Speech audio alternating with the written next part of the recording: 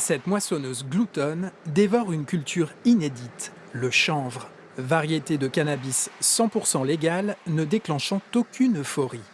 Cette plante a bien des vertus. Elle est d'abord bonne pour le sol, ce que recherchent ces pionniers picards. On n'utilise aucun phyto, aucun engrais de synthèse.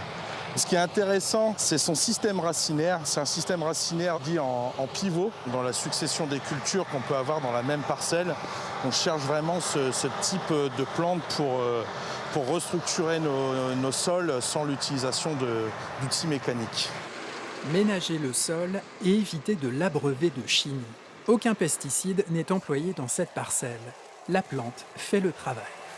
Ici, c'est une kénopode, donc c'est une mauvaise herbe qui normalement peut faire plus d'un mètre. Quand il y en a dans les betteraves, ça passe au-dessus des betteraves et ça fait des centaines de graines. Donc là, en fait, elle est étouffée par le chanvre qui fait plus de 2 mètres, donc elle n'a pas de lumière, donc elle ne se développe pas. 10 hectares ont été semés. Excitation de la première moisson.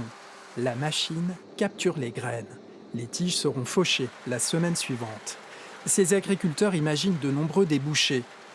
Alimentation, huile, laine et aussi chènevotte transformée en béton pour la construction. La chènevotte, on a identifié des artisans qui font du béton de chanvre, de la projection de béton de chanvre, qui sont OK pour travailler avec nous. Et donc, a priori, notre petite quantité cette année pourrait être vendue. Il faut se diversifier, aller vers des cultures où on peut capter 100% de la valeur ajoutée. Nous, c'est notre choix. On ne veut pas produire que de la biomasse, on veut aussi la transformer et la commercialiser. Si tout se passe bien, la surface sera doublée l'an prochain. Le dérèglement climatique met les nerfs des paysans à rude épreuve. Cette plante robuste et conciliante leur offre un peu de détente.